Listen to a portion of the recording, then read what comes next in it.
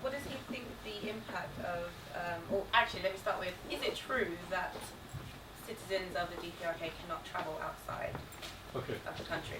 And if so, how does that affect them? And what is the feeling within the country about that? Yes, if you go, instead of, present the answers, if you go to the internet and find yourselves how many workers are working in Middle East and worldwide, you can find out that every year more than 100,000 of just ordinary workers and farmers are, going to Middle East, Russia and China to work. So it is totally, this is a totally distorted information that the DPRK government not allow the ordinary people to go out, for work or whatever. You just go and go to internet and find out the numbers. You can easily find out how many people are moving, from DPRK to foreign countries. Yeah, I would like to ask how the relations are between the people from North Korea and South Korea, and what is stopping the people from South Korea from uniting with the people from North Korea? Good question. Korea has been unified. The country was unified country for 5,000 years. We speak same languages. We share same cultures. But the Korea was divided not by Korean people, but it was divided by superpowers, by the outcome of the Second World War. After Second World War, according to the the agreement among superpowers, the troops of foreign forces should leave Korean Peninsula and leave the future of Korean people alone. They should not interfere. So Russian army left my country in 1948, while Americans stayed even now, until now. And America wants to continue, the stationing their army troops in South Korea. They want to continue to control, the southern part of the Korean Peninsula. So we are strongly arguing that in order to reunify country, the foreign forces should go out. Why? There is no point, for America to stationing there, huge military forces in South Korea, and let, Koreans live alone. Please, we are arguing, please leave Koreans alone. If American forces are there, and in South Korea, the command right of South Korean forces, not in South Korean general, but it is at the hands of American general, even though there is a South Korean army. So we want to make South Korea independent from America first, so that we, both North and South, can solve our own problems by ourselves without interfering of Americans. But the present reality, whatever we want to go on to solve our national problems between North and South, there is always interference by Americans, because Americans always want to look into whether South Korea wants to go away from American control. And since South Korea is heavily dependent economically, on America, South Korea cannot, ensure their own independent policy. So that is the reason why we are strongly insisting that Americans should go home and leave the Korean issues to Koreans. Unless this issue is done, whatever we agree with North and South, America at the final stage, they can, destroy any moment. That is the lesson we learned from the past. When former South Korean President Kim Dae-jung was in power, and after Kim Dae-jung, it was Roh Moo-hyun. So in South Korea, the so-called, the progressive left forces was in power for almost 10 years. And during this 10 period, a lot of achievements were agreed and done between North and South.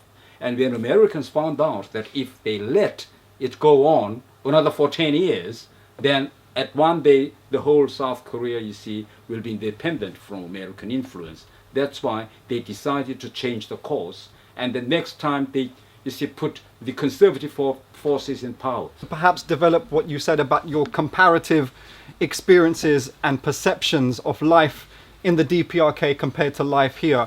Anna and I went on a very brief holiday to Turkey, only for a few weeks in the summer. And when you come back to London, and we are also brainwashed, frankly, saying that New York and London are cool places. They're the coolest places on the planet to live.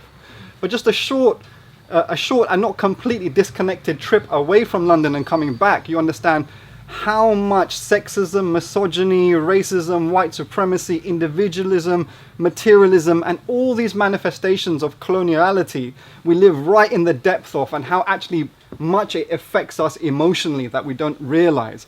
The thing I respect about DPRK, it's largely and overwhelmingly protected itself from this cultural neo-colonialism. So I wanted you to kind of to develop what you said, I suppose, in terms of life and ethics and lifestyle in socialist Korea compared to what you've seen in the heart of the mother of all democracies. Okay, thank you very much. You see, in London, in UK, it seems that people are free, and are safe, and you don't have any, the daily worries or whatever. But what I experienced that is London is not, the safe place as I expected. For instance, in my embassy, we have another, diplomat. His name is Moon. And when I first arrived, I found out that early in the morning, he start the engine and ask his daughter to get in the car. So I asked, where are you going at this early time of the morning? They said, oh, I have to take my daughter to school. What? Why? Oh, the school, if her daughter is in primary school, if the parents do not, take the children to the school, the teacher will not, accept it. And when the school is over, it is either parents or guardian, which is accepted by school teacher, should go and take the children. Oh my God! So it is quite unimaginable thing in my country. In my country, we all say, if you see Korean films, you say all the children say goodbye at the door. To the parents, and even in kindergarten children, and they are free to go to school, kindergartens, whatever. We never, parents took the children, to the school and check the teacher.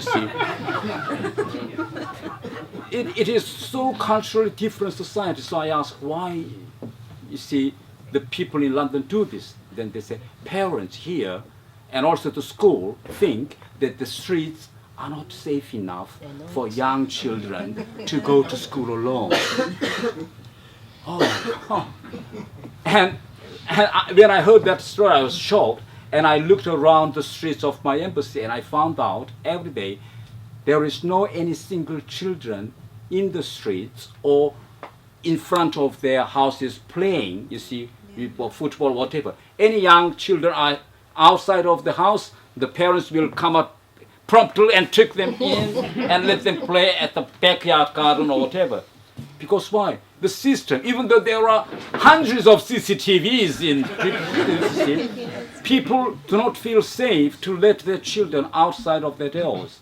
Is this the society we wanted, where the children are not safe and free even to go to school by themselves?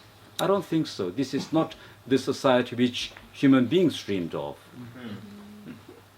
When the Jim Ho, who was the first the British government representative to my country, when he went in my country 2001 to open British embassy there, and after he opened, he came back after 2 years, and he made this kind of lectures, in front of people, and they asked, what is the most impressive things you experienced during your stay there? And he said that in Pyongyang, whether you believe it or not, young children you can see young children walking alone, even late at night, like midnight. If you go out in the streets, you can see many young children going to home, going to the relative's house. Then they say, how do you know that? He said that when he first opened the embassy, there was no place to stay, so he stayed in Korea Hotel, while the place to open the university in another part of it, but the part of my country, he has to walk. He likes to walk, old man, so he has to walk around 30 or 40 minutes, you know. So when he finished his work, he always liked to walk the streets alone, you know, 40 or 30 years. And on his way back to hotel, he was surprised. Every night he see young children playing, going, you know, without any adults looking after. And he found out that, oh, this Pyongyang city is so safe that the parents even let their children play as they like. You see, let them go to their schools or his friends' houses, whatever.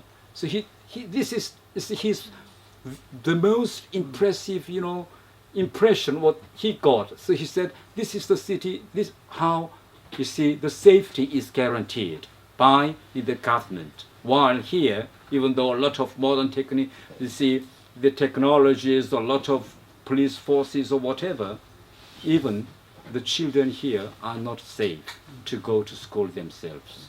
Well, quick question is, most of the images I've actually seen of North Korea tended to be quite male dominated. Can you just talk to us a little bit on the gender equality within North Korea?